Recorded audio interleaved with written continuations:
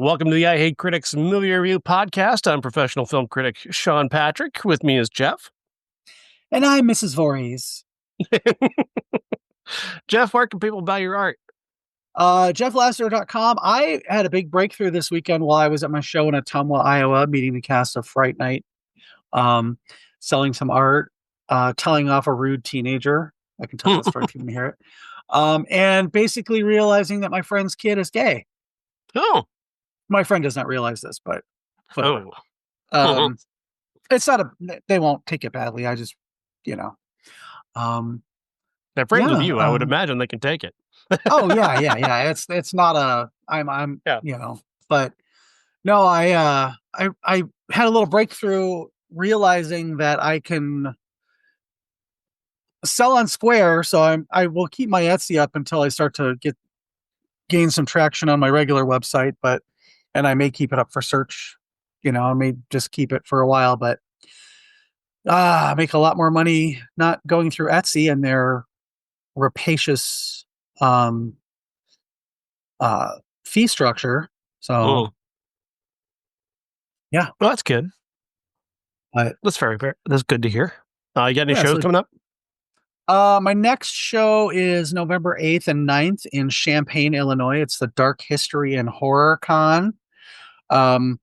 There's a big guest announcement from the true crime world apparently coming, so that I don't know. And I'm not sure, some of the other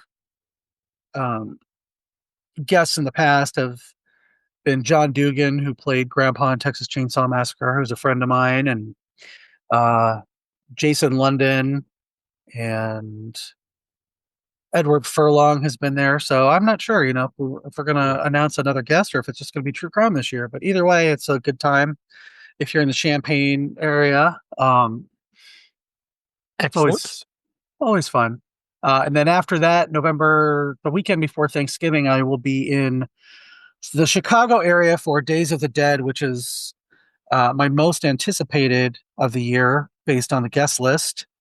I get to meet Veronica Cartwright, who has been in a bunch of my favorite movies.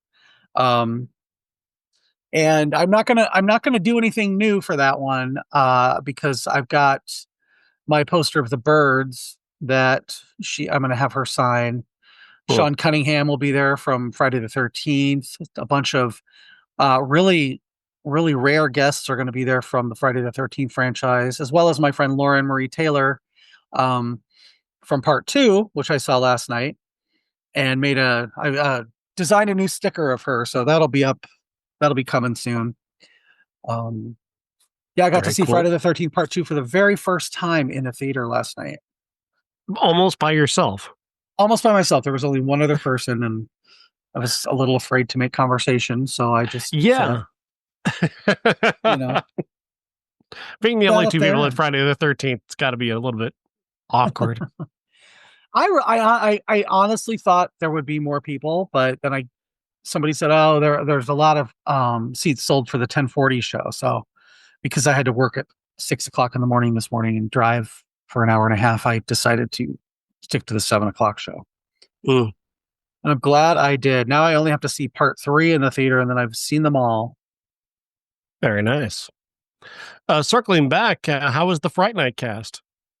Oh, really nice. I actually, Stephen Jeffries, who played Evil Ed, he was fun. He was really nice. I gave him one of my Evil Ed stickers, and then he came over to my booth and was raving about my art. And we talked a little bit about his other career as Sam Ritter. I'll let you guys look that up if you want. Then talked to William Ragsdale, who played Charlie, and who was also the lead in Herman's Head, if you remember that show. Oh, yeah. Also the lead in Mannequin 2. Yes, with Bad Buffy, Christy Swanson. We actually talked about Herman's Head a little bit because there's a line from that show that I have said for the last 30 some years. And that is when somebody asks if I like children, I say, yes, I love children. They taste like chicken.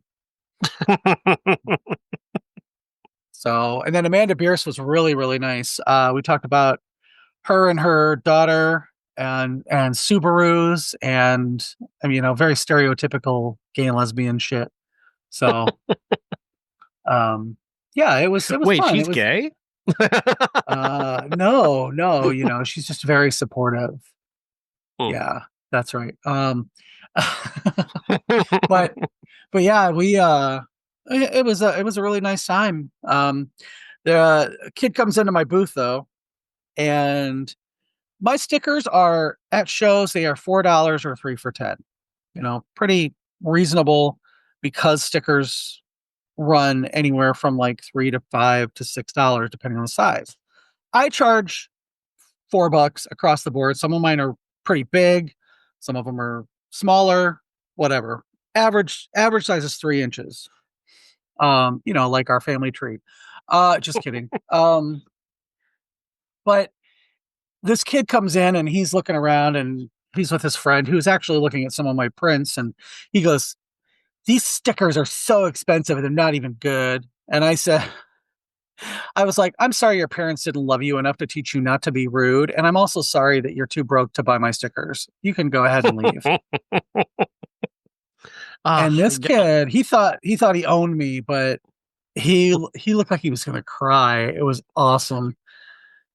It was the greatest. And his friend was like, "Oh my God, Jared, I can't believe you're such a douchebag." I said, "You can stay, but your friend's got to go." So, Fuck off, Jared. yeah, fuck you, Jared, you little pissant prick. Um, I'm looking around this room right now. I can see 3 of your stickers in the room I'm in right now.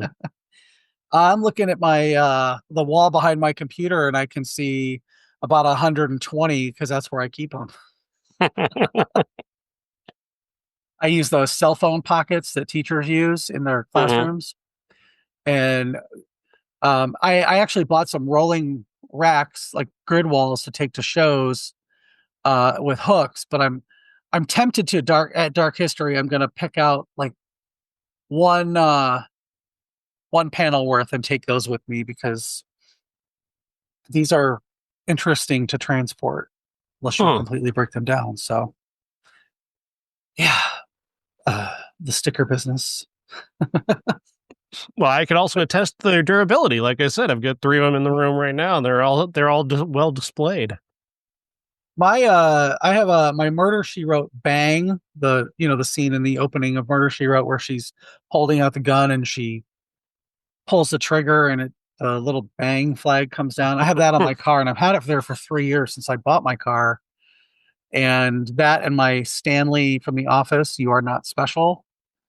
And then my "Don't Be a Cunt" sticker, which have all lasted except for my "Don't Be a Cunt" sticker. And that's because my old neighbor, I walked out of my apartment building one day, and my old neighbor was standing behind my car with her credit card trying to scrape it off my car.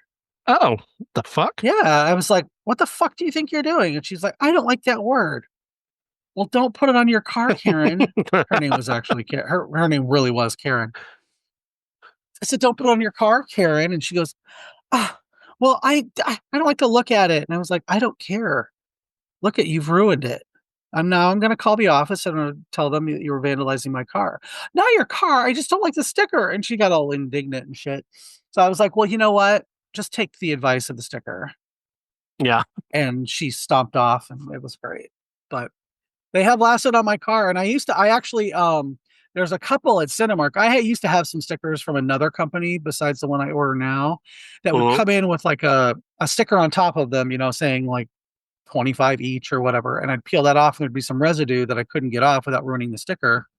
So I put those up, just sticker around town. And I had one, a David Bowie sticker that I put up on a lamppost at our theater, and it sat there for over a year before somebody peeled it off. And I only know somebody peeled it off because it was there in the morning when I went to the first show that I went to, and it was gone at night, but the sticky residue was still there. So somebody had to have glued it to something, but it didn't fade a bit. And that was in like uh full day of sunlight every day, all day, and rain and whatever. So you Mm. buy my stickers, I'm telling you, they're gonna last you fucking forever. Indeed, yeah. Like I've got the substance in front of me and Maxine. and the drunk guy from Friday the 13th. And they've all held Crazy up. Ralph. Crazy Ralph. Crazy Ralph. I just ordered, I did a Smurfapede and I did. I want to know what that is. Oh, I can post them if you want. They're just That's all stupid. right. And then, not like the human centipede. Don't worry. That was the first thought I had. It's like I figured, yeah. just three I- Smurfs ass to mouth. with Papa Smurf right in the middle. And then I ordered my Vicky from Friday the 13th Part 2 and her brown panties. And then I ordered my Suspiria sticker, which is an homage to the trailer for Suspiria. So I can post those on the show page so people can see them. Yes, please do. You should post more that people might be able to order right there on the page. Yeah.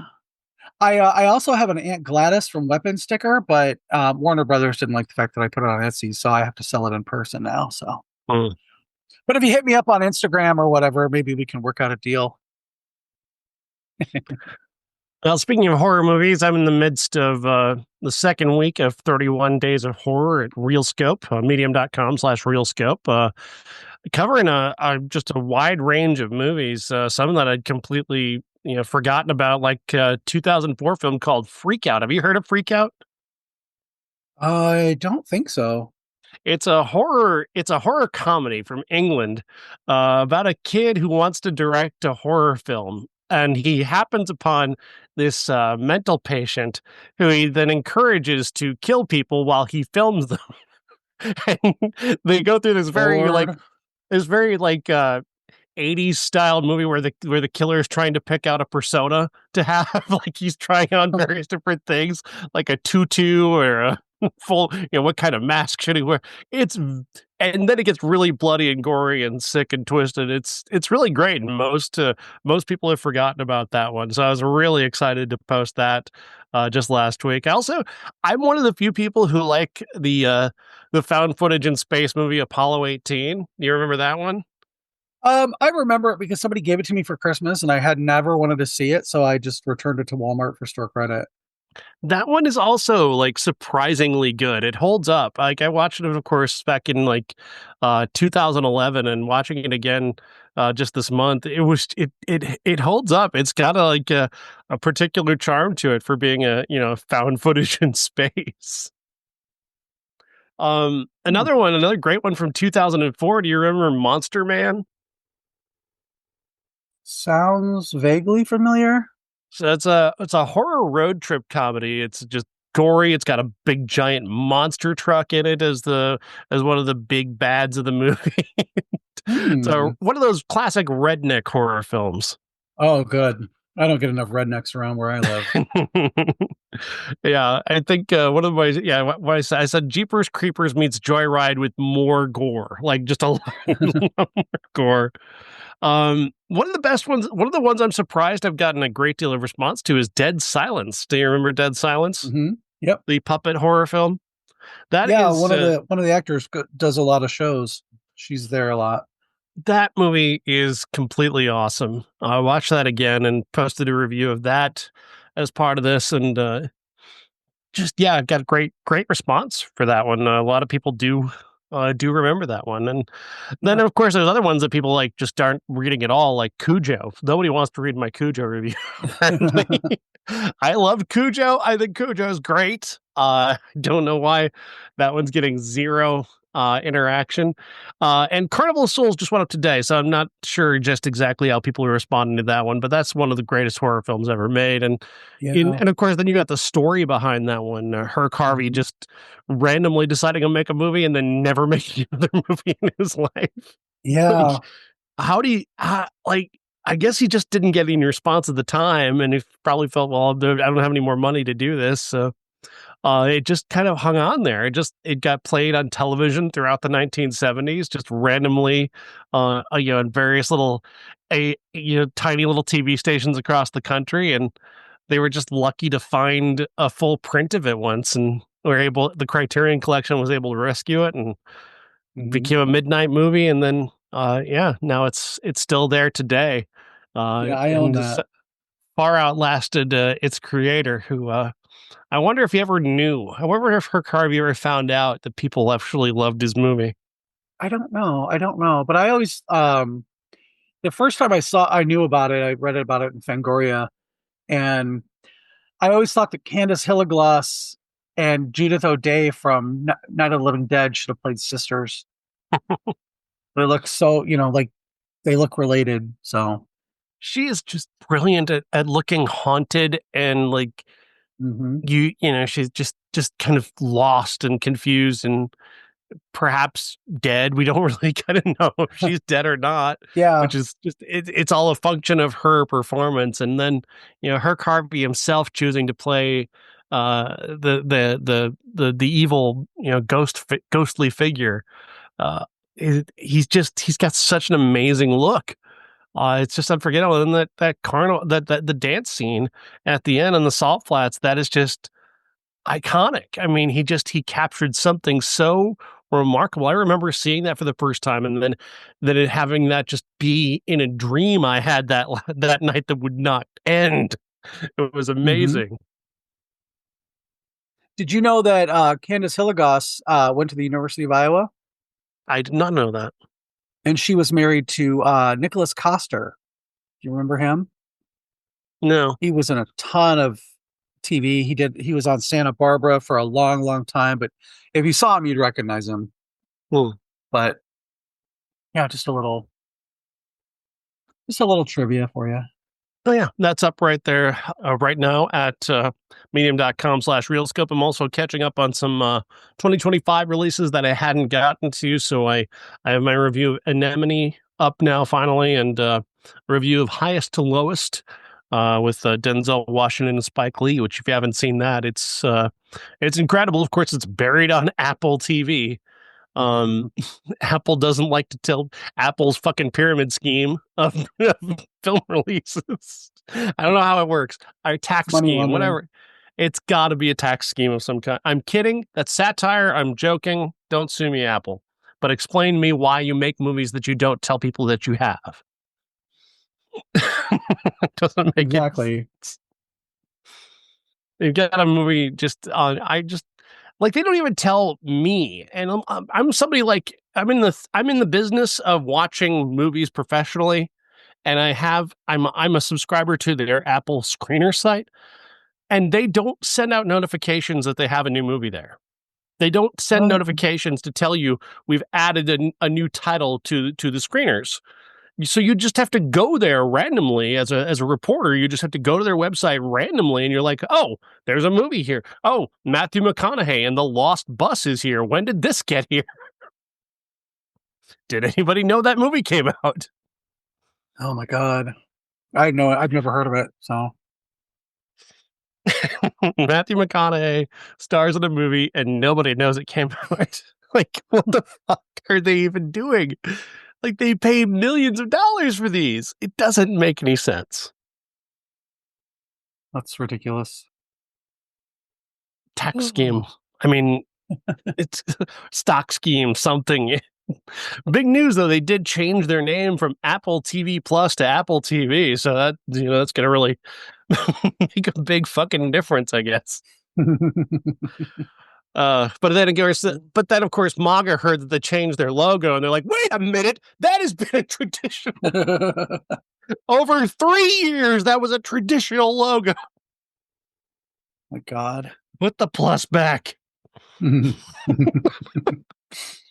Oh my God, you're so ridiculous. I love it. All right, should we talk about movies? Oh, is that what we're here for? Sure. That's kind of what we're here for. I mean, this one's kind of a movie. It's called Tron Ares.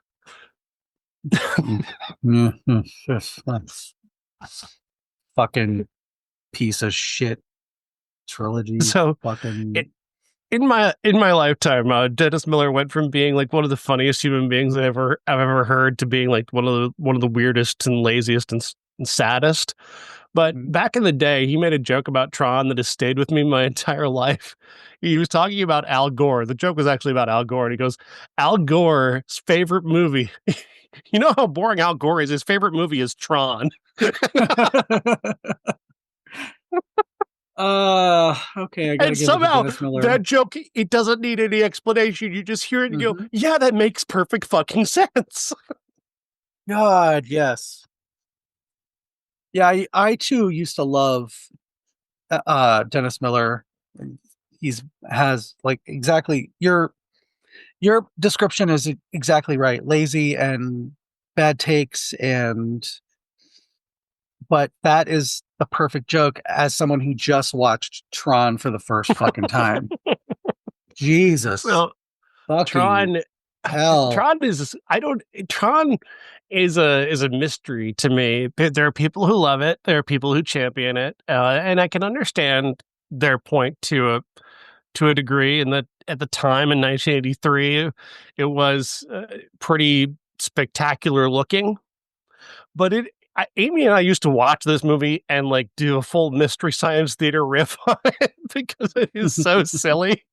Like when people are talking about the master control program and they're calling each other bit brain and just these Oh, ridiculously stupid things that they come up with, and Bruce Boxleitner just being the single most boring human being on the planet. I I've rarely seen an actor outside of like a seriously like low level B movie be as stiff and disinteresting as Bruce Boxleitner is in this major motion picture. yeah. Oh my God. That movie makes me hate Jeff Bridges even. Wow. Not present day Jeff Bridges, but just Right. I mean, spoiler alert for me, I did not reach the end of any of the three movies in any meaningful way. Uh-huh. I mean, they were on, but I lost interest. I mean, 20 minutes in, I went and got my phone. Along with that, with another movie that we're going to talk about later. But I'm like, okay, well, I'm going to play Words with Friends while I'm going to play my video game while I'm watching this video game. It just didn't visually. It was really cool when I was a kid. Uh-huh. Now it looks like some weird conceptual animation, like they're trying to make something look lo-fi. Um, and I just was watching it and going, this is the movie that everybody like they had to make a legacy sequel to, and then another one, huh? It just didn't even feel like a movie. It felt like like when we were kids and like those those shows on PBS with Slim Goodbody or the science, not Mr. Wizard, those kind of really low budget, Yeah, like um Encyclopedia Brown. yeah, those kind of things that they're informative but fun. And that's the vibe I was getting off of Tron, to the point where I ended up working on the my Lauren Marie Taylor drawing, and then I was like, oh, the movie's over. Huh, okay. Tron feels like an advertisement for itself. Yeah. It feels like there's not really a movie happening. It's just like for so long, there's just nothing happening, and then people are saying the dumbest shit possible. Hmm. Just this weird, bizarre techno speak that they made up for themselves, and it's just so fucking silly that I can't help but giggle at it. It's like, are the light cycles kind of cool? Yeah, sure. That's about it, Well, though, man. Like, so what's we funny got about nothing that, else. there were toys when we were kids. There were Yeah, Tron toys that came out because Star Wars was so big. And I think this is kind of a response to Star Wars um, unquestionably, yeah. and the video game craze of the late 70s and early 80s. Yeah, I the get that. arcades. They wanted to Yeah, take advantage of the arcade crowd. I get that. And I remember I had a couple of the action figures to go with my Star Wars things. But by then I was kind of getting out of, I was getting into music and whatever. And I this weekend they announced at New York Comic Con, Hasbro does these things called HasLabs, and it's like a crowdfunding thing for toys. They just did another Star Wars one that got funded by the skin of its teeth. But they've done like a giant Razor Crest from The Mandalorian. They did Jabba's sail barge. And I was not Mm-hmm. interested in the Republic gunship that they did. Just I don't have any space for it and whatever. But they announced a Tron HasLab that looks like I can't believe it's $400. It's just it doesn't look like a $400 set. Mm-hmm. Um, I'm not 100% sure what the thought was behind it because after watching Tron, I'm like, God, anybody who's still into this movie is kind of deserves this, I guess. The people who But love this thing are incredibly passionate about it for some reason. I don't know what it is that makes them so passionate. I'm not sure what it is that they're so passionate about, but they're incredibly passionate about it. This looks fucking silly. You got to be kidding me. I'm you're looking looking at at it? I'm looking at the Tron toy now, and it's like you got to be kidding me. These look like fucking. Play School. They look like Play School, and it's like this weird base. I just don't. It's the grid. It's two like light cycles with like plastic tails on them, and then Mhm. 5 characters. What? I'm sorry, it's not $400. It's $259. That's still way too much. Like Right? you were not, like you weren't exaggerating how silly this is. So okay, so I collect Star Wars. I think pretty much people realize that by now. Um, and the 3 3/4 inch figures just had a price hike this weekend to $20 a piece, and I'm not collecting them. I'm just not. I can't afford to spend discretionary income on that. I will collect actual vintage figures, and I will collect uh Hot Toys. Um, I can't imagine like this is there are 5 figures that say those are $20 a piece, right? That's $100. The rest of this 2 light cycles that look like I'm not even exaggerating, look like Fisher Price toys. Yeah. And this cheap ass base for $159. I no. No. And there's no possible way they're going to get 10,000 people to back this in the next 41 days. So this isn't even Yeah. happening. It's already dead. 908 It's yeah. dead in the water. 908 backers in 4 days. There have been the last the last Star Wars one, the Republic gunship, had 908 backers in the first hour. Now, granted, it's stalled. It stalled right up until the last day, but if this gets funded, I'm probably gonna burn myself alive on the steps of Hasbro. This is so dumb. I do not. No, I don't get it. I don't get why anybody would want this. Also the character, all of the 5 characters look like the exact same person. Yeah, well, they probably are. Except, I mean, the girl has boobs, but pretty much. Yeah, I do like I the do. face mold on David Warner. That's not bad. The face mold on David Warner is not bad. But Bruce Boxleitner and Jeff Bridges look exactly the same. Why is that? Yep. And just random red Tron guy. Mm-hmm. God Yeah, damn, that's silly. Wow. yeah, and the light cycles, I can't, I don't see anywhere where they open up. I'm not, oh no, wait, okay. Oh, you can take the whole top. It's, oh my God, this looks like shit.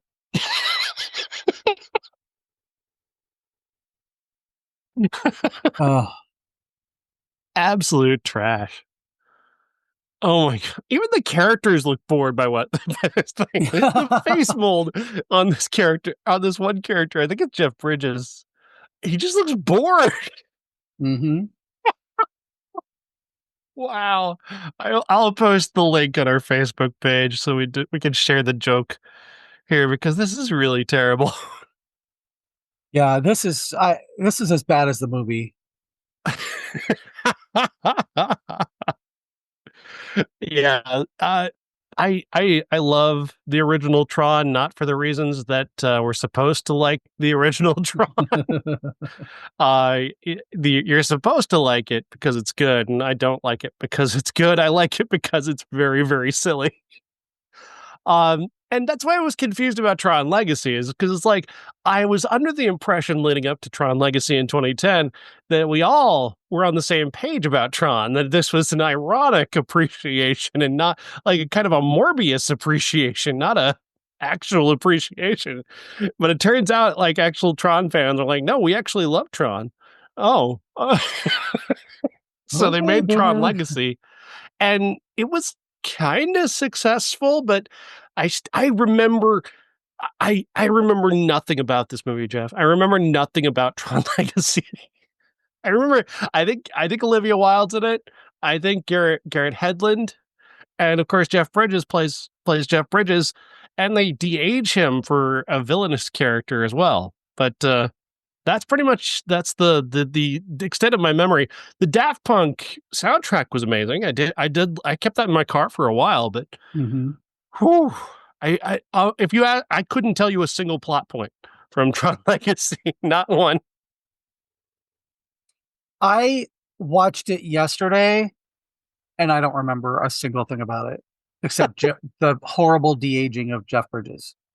Awful, right? But I mean, they get by on that a little bit because it's like he's a computer character, but Yeah, yeah, yeah. it still doesn't look good. It looks about as good as Indiana Jones, I guess. Hmm. maybe slightly more rubbery than Mark Hamill on the Star Wars TV show. Well, slightly. Slightly. Yeah. But yeah, it's such an empty plot because like I can't recall anything that happened, and already like Tron Ares is starting to slip away. Like I saw that one 3 days ago, 4 days ago, and it's like, wait, where's my review? I need to consult my review. Who was what again? Uh, so Jared Leto plays Ares. He is the master control for Dillinger Systems. Dillinger is the bad guys to Encom's good guys, which I thought they were all the same company in Tron Legacy. So I guess I didn't know what I was talking about. I always thought they were Good. the same. I thought they were a part of the same company, and that was the issue. Is that they anyway? Encom is the good company. Dillinger is the bad company. Dillinger is trying to use its master control program to invade Encom so they can steal a code, the MacGuffin code. Uh, it's Mm. supposed to allow the characters from the grid to come into real life, and Dillinger can turn them into soldiers, or Encom can turn orange trees into orange trees. Something like that.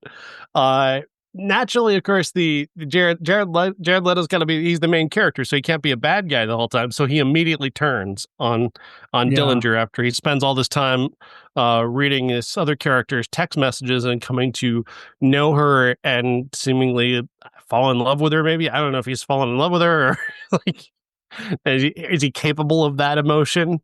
He's capable of having emotions about Depeche Mode. So I imagine Oh my that's a big God. that's a big plot point in this movie. Is Turns he out get, I can get enough of Depeche Mode.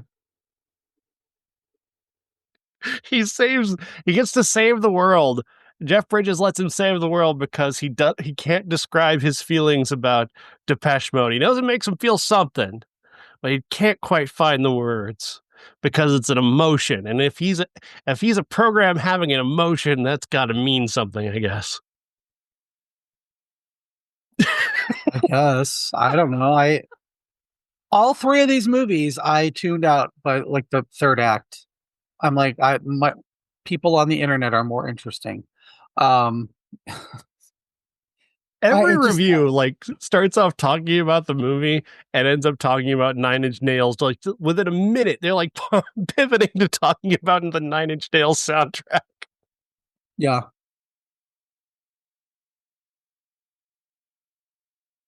Yeah. It is a good soundtrack, by the way. It is. I listened to it That while I was writing my review. That was quite good. I'll Those give it those that. guys But those guys nail it every time. They're very very good. They just happen to be far better than any movie they're part of. Like to the point where like, why did you hire them? They're way better than the movie you made. mm-hmm. Oh God, I don't care about this franchise. I hope they didn't make any more. This one, I guess, seemed the most like an actual movie than Mhm. the other two. Um, that's I guess that's the only praise I can give it because yeah, I Because just Greta don't. Lee is playing with like the one, like there's one developed character in all of Tron. Yeah, yeah. In all three movies, like she's created the one like fully dimensional character. Like not even Kevin Flynn. Kevin Flynn is not a well-rounded character. He's kind of he was an arrogant guy in the first movie, and now he's like the Zen Buddhist computer program. He's the dude. He's just playing the dude. He did not expect to come back for this movie. Because like I think his character is basically dead at the end of Tron Legacy. Uh, and when they told him we're making another one and we'd like you to come back, he was like genuinely shocked. Not because he didn't expect, not because like he gets offered movies regularly. He's not shocked by that, but like just like I thought we were done with that. He did it like as a favor, I guess, and only has one scene, and it's a scene. He's certainly there. I mean, they literally could have just cut and pasted him from Legacy. Pretty much. Yeah, why not just why don't you just here? I'll sign over my image rights for this one movie. You can just make me out of a computer, and I'll just stay home and collect a check. Yeah. Jared Leto might as well be a computer program. I mean, that's about as much interest as he's able to generate. What is it? Does he have pictures of someone? Does he like what is the blackmail that Jared Leto has that people in Hollywood keep going, you know what? Let's get Jared Leto in here. I think that'll work. I mean, it didn't work in Blade Runner 2049. It didn't work in Morbius. It didn't work. But I'm sure this time it's going to work. Nope, didn't. $33 million. Sorry. Half the money that the Tron Legacy made in its opening weekend. Oh, good. I hope they never make another one. Thankfully, they didn't do that stupid Hollywood thing of just making like two movies at the same time. They were like they were measuring themselves for this one, apparently. Yeah. This I just don't understand the impetus after Legacy because it's just yeah. I mean, I why didn't you just do it right after Legacy? I mean, Legacy didn't exactly blow the doors off of anything, but at the very least, it would have been timely to follow up that film. Maybe like a slightly lower budget, but like continue that story because people were, I guess, interested enough to make that movie kind of a hit, and then they just abandon it. And like 15 years later, hey, anybody remember Tron? Fuck no, we don't. yeah, We're gonna do another Tron movie. The fuck? Just stop trying to make Tron happen, Disney. Fetch is not going to happen, Disney. This is so dumb. Oh, man. All right, should we talk about an actual good movie? sure. You got one? I think so. So, I liked yeah, Roofman. I did Roofman, too. directed by Derek Cianfrance and starring Channing Tatum and Kirsten Dunst, is relatively faithful to a true crime story about a guy who developed a career as a criminal, robbing McDonald's and various other fast food places by cutting through the roof and just being the nicest criminal in the world. He would be very kind to the people that he was robbing. That's one thing that everybody said about this guy. He was very nice as he was taking all of our money. Um, he he finally gets caught and sent to jail, and obviously the key to him is that he's very observant. So he observes the daily patterns at the prison and figures out a way that he can escape, and then he does, and gets back out of the world. And his buddy, played by Lakeith Stanfield, has an opportunity to get him out of town, but he's got to wait like 6 months before he can do it because he's out of the country, having gone back to Iraq. So Channing Tatum has to find a place to lay low, and he ends up hiding in a Toys R Us. He cuts in through the roof and gets inside, makes himself a little home, turns off their cameras so they can't see him, and he just kind of hangs out in a Toys R Us. Meanwhile, during the day, he's bored, so he's watching all the employees and sets up some cameras so he can like watch them like a TV show. And ends up falling for Kirsten Dunst's character, who they develop a relationship. And that's the thing, that really happened. He really did all of that. It's like it's such a weird story because like you're thinking like, well, the thing with Kirsten Dunst, that couldn't have possibly really happened. Like that can't be a real part of this. No, it's totally a real part of this. And Derek Cianfrance, you wouldn't think he's the right director for this. He directed Blue Valentine and Place Beyond the Pines. He's a very serious director. He does not have like a comedy vibe at all.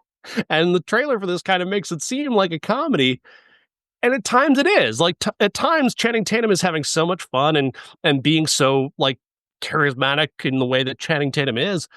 Uh, but it's a lot of it is like being very true to this true story, and to the point where there are some dramatic moments, especially in the final act. He really leans into the dramatic aspects of the moral failings and the way this guy's decisions have affected other people. And I was kind of surprised and moved, and I genuinely enjoyed this. I thought it was exceptionally well made and really kind of a surprisingly deeper experience than I was expecting from what looked like kind of a wacky comedy. Yeah. I mean, it had a surprising amount of heart to it. Mhm. I think Channing Tatum has really grown as an actor. Definitely. Um, I think that Kirsten Dunst, she can be in anything, and I'll watch it and I'll believe it. And you know, um, I she's so natural. You know what I mean? Mhm. It's she just like she's just a natural at anything she's in. Um, and I was actually really surprised to see Ben Mendelsohn in it as a minor character because I feel like he has been foisted upon us as a very serious uh A-list actor, and here he is doing a bit part. And I know that's because he worked with Derek Chalfant, and I know that they're close, so I know that's why he did it. But I was really surprised when I saw him because I had no idea he was in it. He's not in any of the trailers because that doesn't make it look like the wacky comedy you think it's going to be. Mhm. Um, and I think that I was really like, I kept getting mad. I know this was a true story, and I know that it's very faithful. I'd heard that, but I was so mad that he was doing the shit he was doing because I'm like, you're gonna get caught. You're gonna, Mhm. and then I had to like remember that, yeah, of course he's gonna get caught because this is a true story, and he's obviously been caught, and that to me was kind of a sign of how effective it was. Mhm. Was that even though I like, I was really rooting for him, it made me forget that it was a true story and that this had all actually most of it had actually happened. So it's such a smart movie. I mean, the casting of just small parts, like Peter Dinklage as the manager of the Toys R Us, is just such smart casting because he's a dick in this almost kind of sitcomic way. But when Mhm. it comes to that dramatic moment later in the movie, you're like, oh shit, he's really good at this. Like, yeah, he's created this well-rounded human character out of this caricature almost while we weren't even looking. And Yeah. then you mentioned Ben Mendelsohn and Uzo Aduba as well as his wife is very very effective in a very small role. It's just so smartly cast and put together. The kids were well chosen. They're just incredible stuff. I just think there's something that doesn't quite make it like among the best movies of the year. Like it doesn't. There's something that I just can't quite put my finger on that is missing that could elevate it to being something truly like one of the best movies of the year. But it is so solid and it's so very very good. I have to recommend it. I have to say that for sure. It's Yeah. definitely worth a watch. I don't think it's in like an Academy Award movie, which some people have been saying, well, this is Channing Tatum's Academy Award play, and I don't know. I don't know about that, but it's quite good. Yeah. I don't know if it's like it's a good solid movie that I would recommend to my sister because I'm trying to get her to go to the movies by herself, get away from the kids and whatever once in a while and just do something for herself. And she's like, "Well, I don't know about movies." And I'm like, "Look, just listen to the show. I will recommend movies that I think you would like." And I think she would actually like this. So yeah, it's a solid movie. It's not I don't think it's Oscar worthy.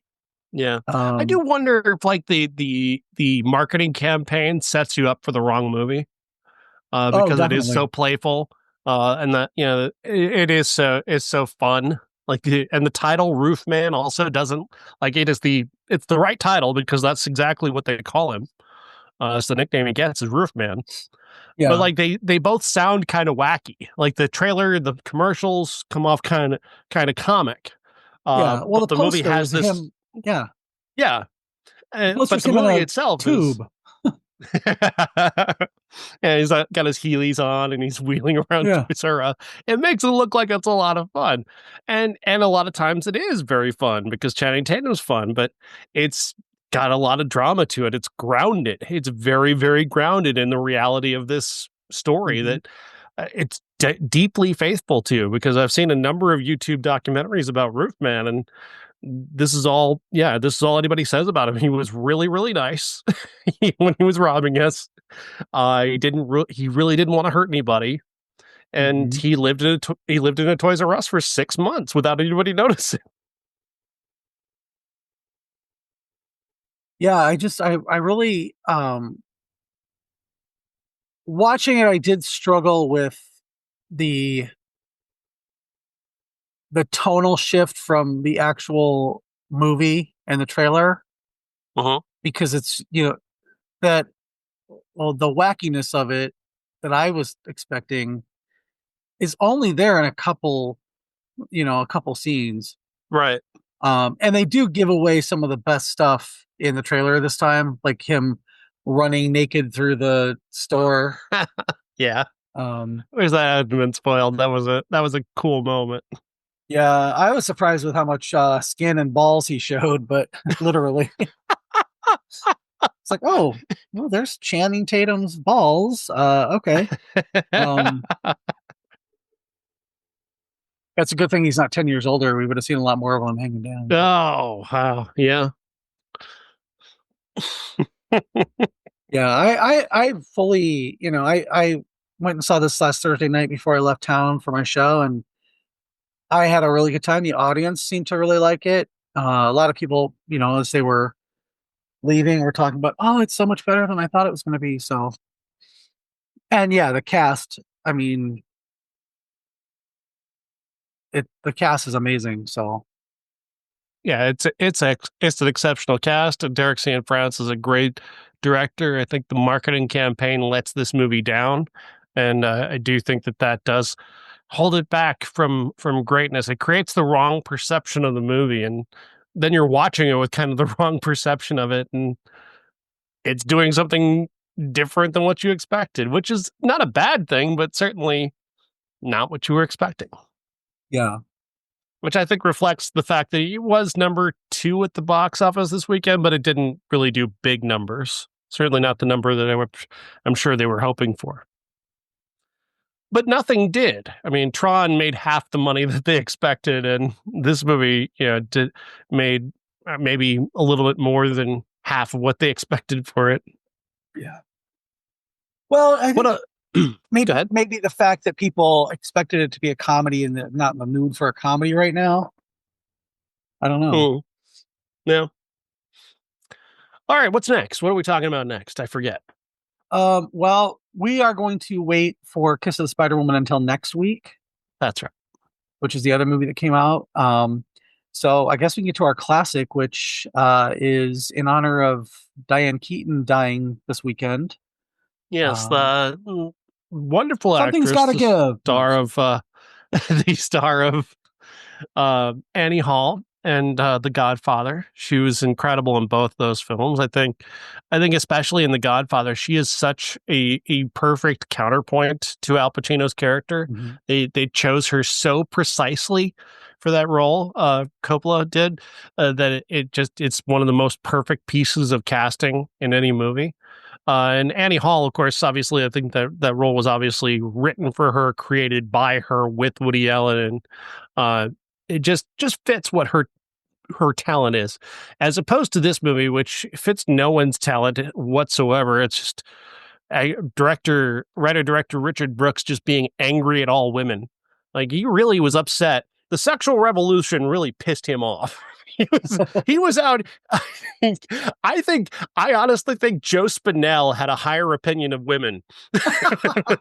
Joe Spinell actually loved women. I know. So much. Maniac is a more liberal movie than this. Yeah. Well, okay, so we're talking about Looking for Mr. Goodbar, which is based on a book by Judith Rosner, which I read years ago because this movie was spoiled for me in do you remember when we were kids and we had cable and we would get those little booklets? Yeah. And it would tell you what was on. Well, Right. About once a year, it would send out a book to all subscribers. And in that book, it usually talked about classic films. And one of those films was they talked about, women and the sexual revolution and stuff in movies. And this movie had a photo of Tom Berenger strangling Diane Keaton. And it said, Theresa Dunn, played by Diane Keaton, meets her end. And I was like, oh, okay, well, I guess, I don't have to see the movie now. Yeah. This was in the early 80s. So, it hasn't been out for a few years. But then I read the book because I was like, well, I didn't know it was a book. And I found it at a used bookstore. And I'm like, oh, I want to read that and see, if it's, and the book and the movie are close, but there's so much more nuance in the book than obviously, like most books and movies, that I was expecting something a lot different and a lot better. Oh, yeah. Than this, because I suggested it because I found out that they had released it on Blu-ray last year. This has so many snippets of songs from the 70s that it was the reason they couldn't release it on DVD or Blu-ray was because they couldn't get all the rights for songs. And that's a huge, huge thing for a lot of older releases, why we don't have them in physical media or streaming. Sure.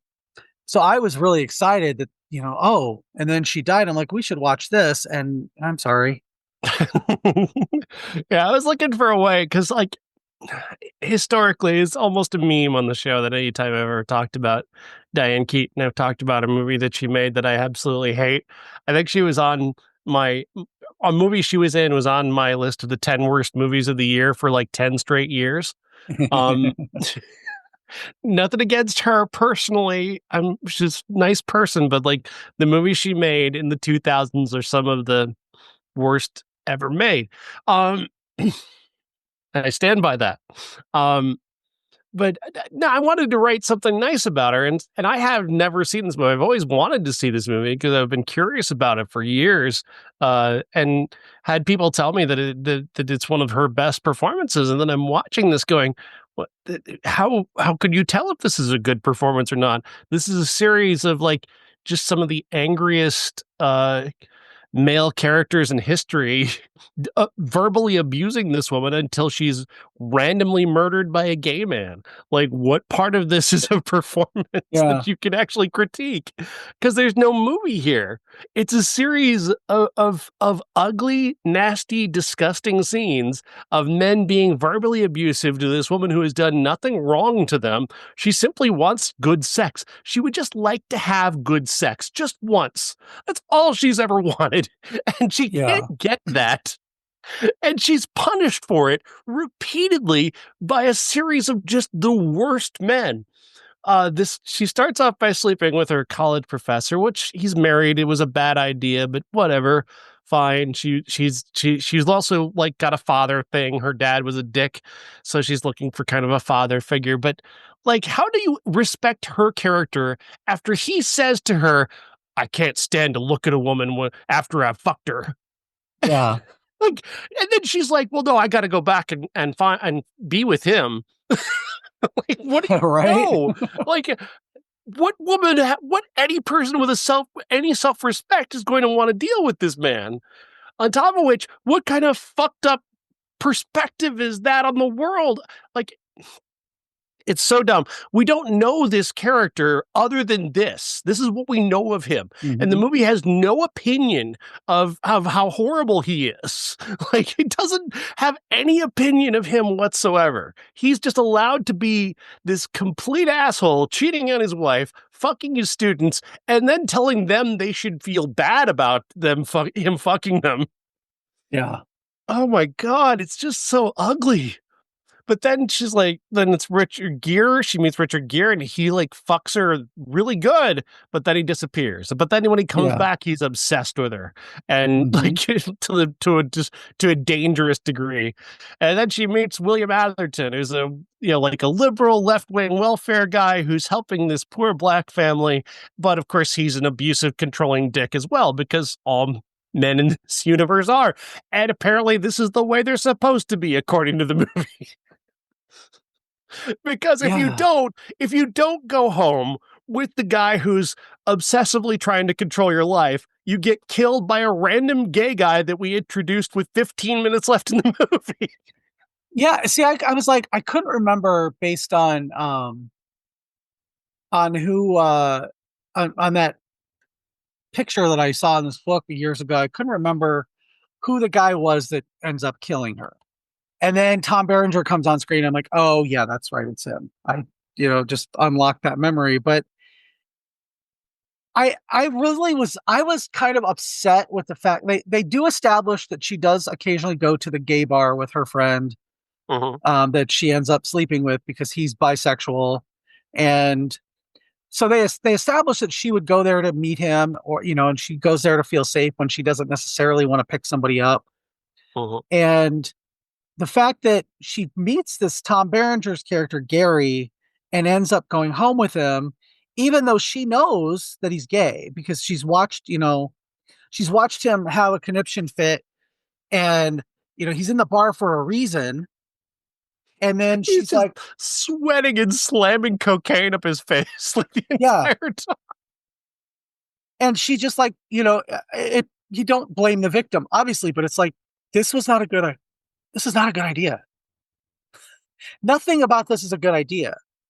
And he's trying to prove that he's not gay by trying to sleep with her, but then he can't get it up. And then that's her fault, which, yeah, it's always the woman's fault for a lot of guys. And it's not inaccurate the way he treats her, but it's also not earned because he's nowhere in the story. If he had been introduced earlier at the gay bar and, had said, I'm not gay, but I just like to come here. And, she's like, okay, whatever. And then, so she knows him. It's not just a random thing that she's going home with this gay guy who's, you know, trying to prove himself. I would have bought it, but it was so like, I thought mean spirited and homophobic. Oh Um, yeah. Absolutely. big time. No doubt. Uh, Because of and the framing of the situation is she's trying to get away from William Atherton's character, who's come there to try and find her, because he's obsessed with trying to control her and make her his wife, and uh, so she's trying to get away from him. So basically, what the movie is saying is, if she just allowed this man to control her entire life. I mean, her family loves him. So, I mean, yeah, why not be his wife and let him run your entire life? That makes sense. Oh, no, this stupid liberated woman, she's got to run off on her own. Well, she's dead. yeah. Fuck you, Richard Brooks. Go fuck yourself. And that's Like, what got me is because I remember the book being, so much more about her not wanting to be held down. And I don't get that at all from this movie. I get she wants to be held down by a different man every night. Not that she doesn't want to be held down. Um, not that she's recovering from polio and scoliosis. And that's one of the reasons her self-esteem is so low and her sister is so beautiful. I got that from it, but not that it really mattered. wait, the whore sister who has 2 abortions and is lying to her father? Yep. That This fucking whore. this movie boils everything good about the book down into the like, tell me a movie was written by a man without actually saying the words this movie was written by a man. He Um, totally, like, he wanted to take down that book. He set out to, like, he either he got the wrong message, or he just looked at that and goes, I'm gonna show these ladies how this really works. yeah, I'm not gonna ascribe that to it, but I'm going to ascribe the fact that he just missed the point of the book. Um, which to me is, no matter how liberated you are and how, much your own woman you are, men are still going to be cunts. And you do get that, every man she meets is a different kind of cunt, but they're all cunts. And But he has no judgment of them. Like, there's no yeah, judgment of any of the men in the movie. She is judged repeatedly. She's repeatedly called a whore and repeatedly shamed for her lifestyle. mhm, And And then, of course, she's a teacher of the deaf, and he frames this like the soft and cuddly, like, I was talking about this 1981 movie called Amy about a deaf teacher. Like, they treat it like this Disney movie from 1980 where the saintly teacher is teaching the deaf, and then yeah, at night she's this fucking whore who won't even have hmm kids. She won't have her own kids. She gets her tubes tied. Oh my God. What a terrible person doesn't want to have fucking kids. Jesus Christ. yeah. I 100% put the blame on Richard Brooks Oh, absolutely. for There's no this. doubt. There's no doubt about it. Diane Keaton is doing the best with what she's given. She's actually sympathetic at some points, when because you can kind of read on her face. She did this the same year she did Annie Hall. These came Mm. out almost simultaneously, and you can see on her face that even when she's trying to be strong, and she's doing a lot of this because of her father, and kind of an oppositional defiance disorder that she has because her father is such a coos. But you can see sometimes on her face that she's doing this to be a big shot, but she knows deep down that this is not in her best interest. um and I can give that to her. I can give, like William Atherton. He does tend to swing, you know good to bad with some nuance, but Richard Gere is he's just cocaine as a human being in this movie. Um, And then Tom Berenger sniffs him like he grinds yeah, him. right. Yeah, those two should have got together. Then she'd be I alive, and we'd I do, get a legacy sequel with her and I Jeff don't want to Bridges. say anything personal about Mr. Berenger, but I've not seen a more realistic portrayal of cocaine on film than his performance. I mean, if he wasn't on cocaine, he is one hell of an actor. Yeah. because that looked like a lot of cocaine. I'm so disappointed that I hated this movie so much. The best thing I can say about it, aside from a couple of performances, was the actual murder at the end of it, of her character. The way that we knew she was dead with the strobe lights. I thought that was kind of cool and, Mhm. sobering, I guess. If you don't know what's going to happen, it's hard to make it out that he's strangling her and then he stabs her to death Mhm. because of the strobe light. But seeing the strobe light on her face as she's dying and then it like flicks on, then slowly, more slowly on and off. I thought that was a really interesting visual, but I it I doesn't. was rolling my eyes so hard at that point. I Uh, wasn't really paying attention. yeah, but it doesn't make up for the fact that the rest of the movie was really misogynistic. Um, it, you know, it. Richard Brooks seemed to really hate the female characters. Um, Whereas I think the author really didn't. I think she really was doing an exploration of, what, um, what does complete liberation look like, Mhm. and it's In a world run by men, like you end up with, and you have this broken woman going into it. Uh, the struggle that she's going through, is like a character journey. yeah. Like, Well, and this and and that's the kind of movie, what she captures is that, and this movie does not in any way try to capture the that. movie, Diane Keaton is trying so hard to capture that, and he's not letting her. the movie basically says that you can be as liberated as you want, but men still run everything, and they are still gonna kill you if you get out. If you get out over your skis. Oh no, the crazy And gays will kill you. All the other men yeah, will just obsess about you or try and control you, and you should let them because they're there to protect you. yeah. Good God. So I was curious about the reaction to the movie at the time, and I found this review from 1977 in a I believe this is a gay newspaper from New York at the time. A writer by the name of Raymond Marsley, and just facts. Just the true fact is that newspapers used to be able to write about movies like in a Hmm. real way. Because this is how this man opens his review. Another fucked up faggot, just what gay liberation needs, was my immediate reaction to looking for Mr. Goodbar, a new movie by Richard Brooks, which qualifies him to take his place alongside Anita Bryant for outstanding disservice to gay people in 1977. Wow.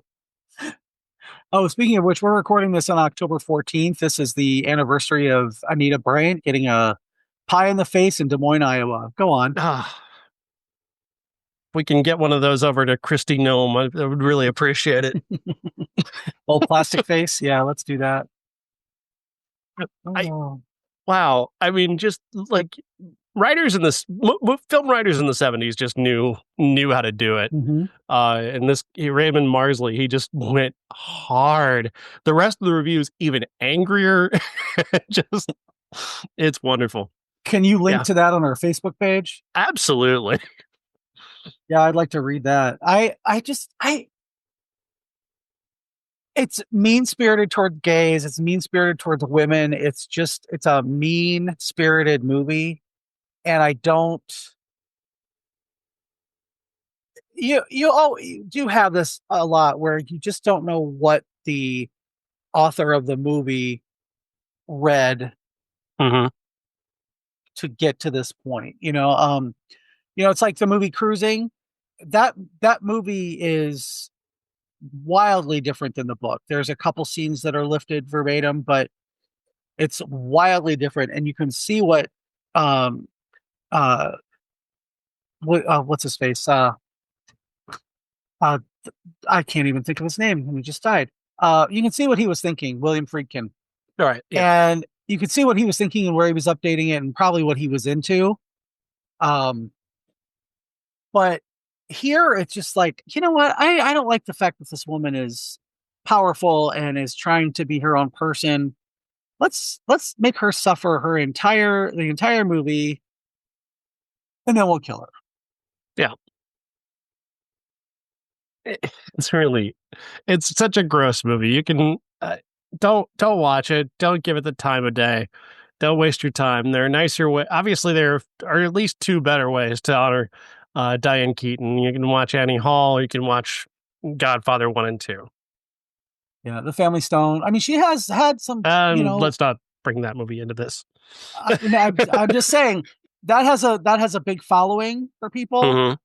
and it's not one of my favorites, but it's at least better than this. I mean, yeah, her fucking cheerleading movie is better than this. That's not saying much. Well, yeah.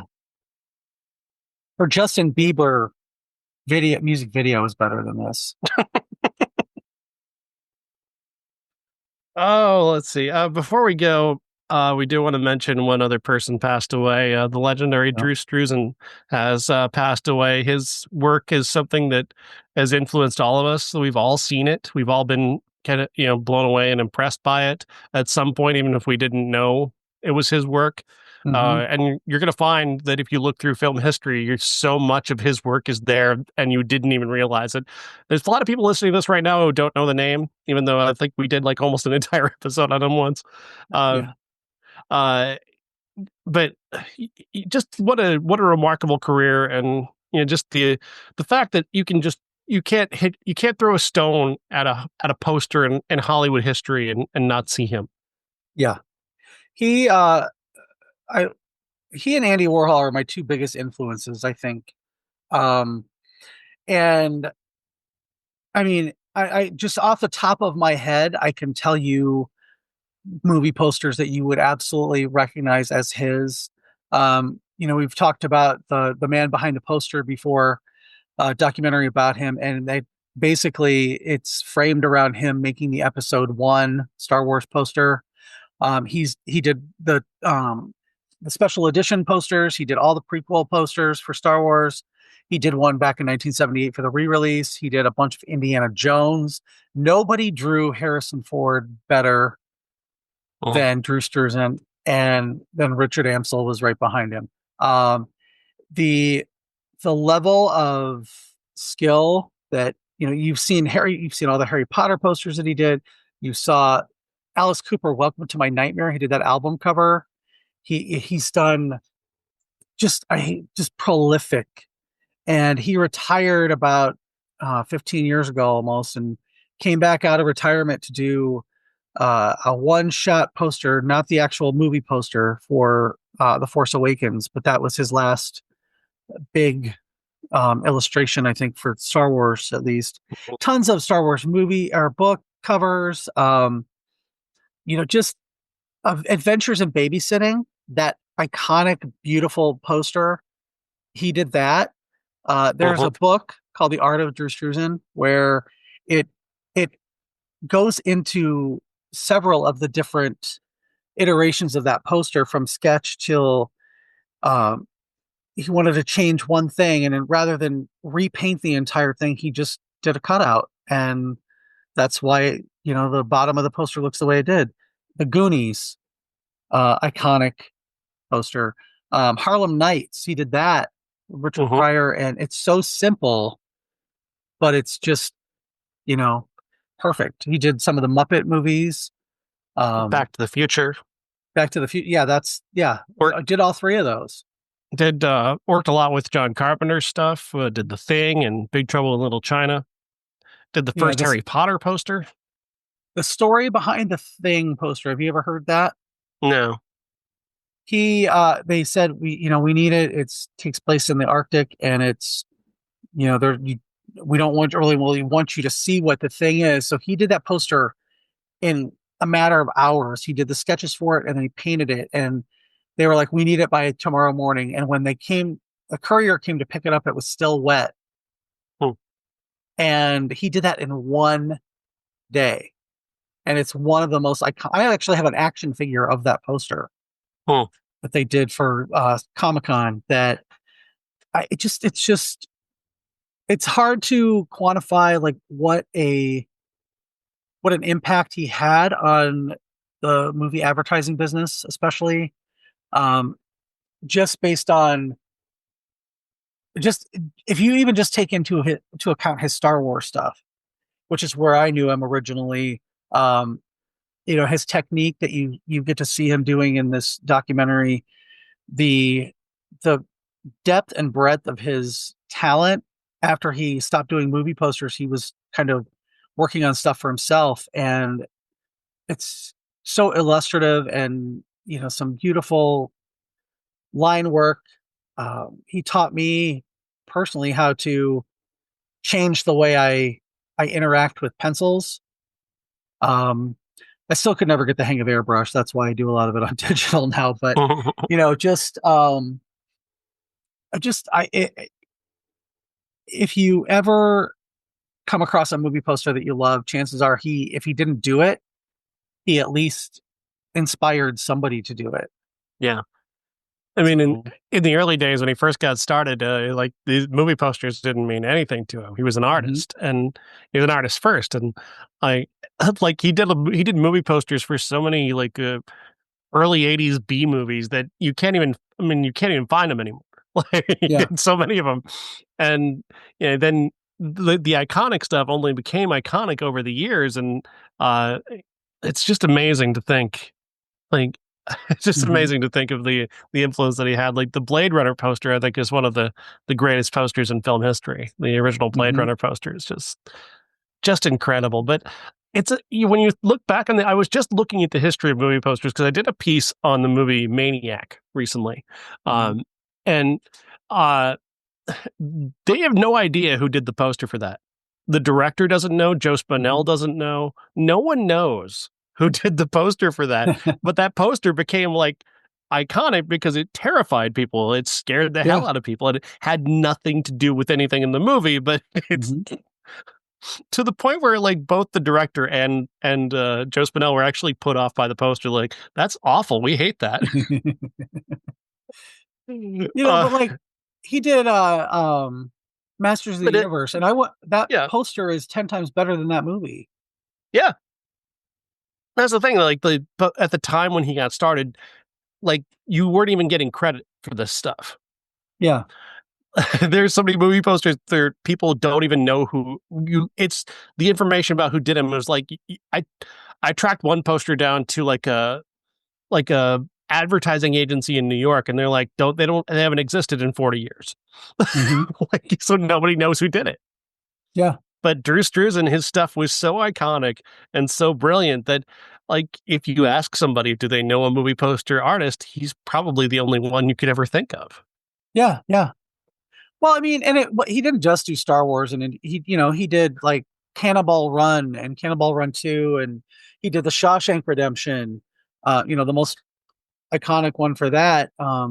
Stuff like Crocodile Dundee, what's the Dreamscape, Johnny Dangerously, just so many different kinds of movies that And the it's thing, it was just a job for him.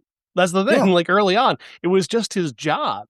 Here he is turning out these incredible works of art that are going to go down in history forever. That was just his job. Hmm. Yeah.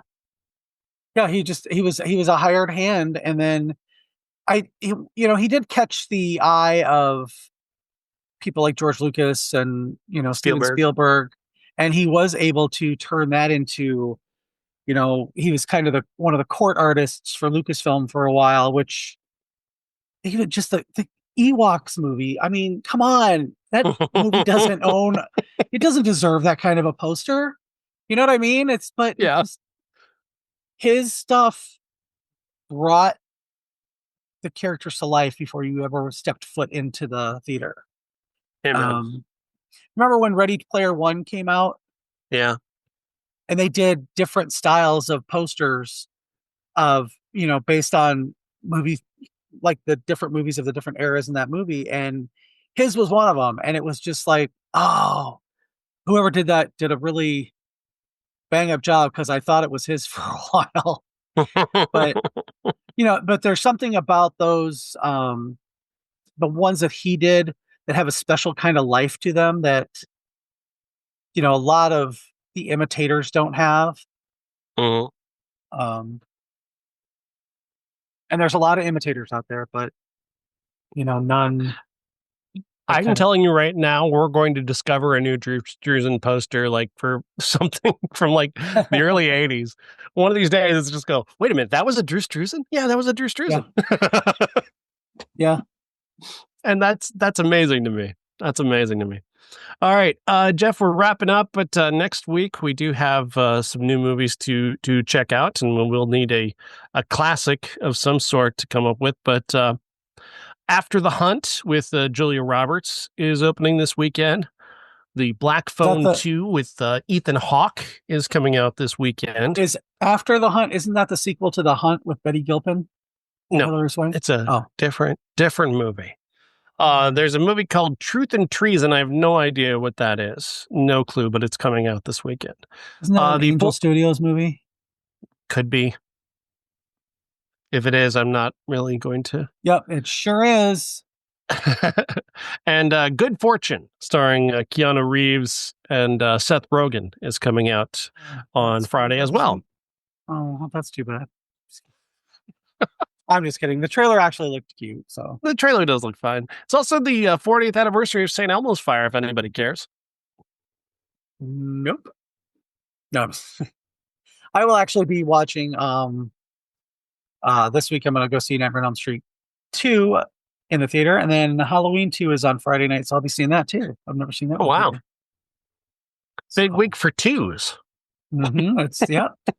Too much sequels. Yeah, I'm looking forward to the Black Phone 2 because somebody's like, oh, he's a ghost. I'm like, well, the first one was supernatural. The kid was talking to ghosts on the phone. So, Mm-hmm.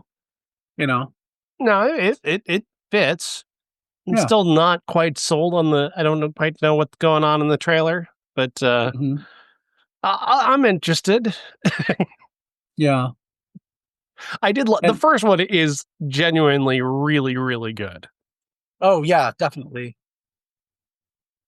Yeah. Ethan Hawke is very, very brutal in that movie. And I was pleasantly surprised. Genuinely a departure from anything he's done before. Mm-hmm. And the sister, and I'm gonna have to watch that again. The first one. All right, Jeff. We'll talk about those movies next week. We do need a classic though, so be thinking. Okay. I'll try to think of something, But it's October, so it's gonna have to be a horror movie. It is Black Phone. It is Black Phone 2, and you are seeing Nightmare on Elm Street 2. So maybe, I don't know. We could do a couple horror sequels. Well, I mean, I'm more than happy to talk about Nightmare on Elm Street 2. It does make sense, and yeah. So we'll talk about it. But all right, Jeff. Thanks. All right. Bye.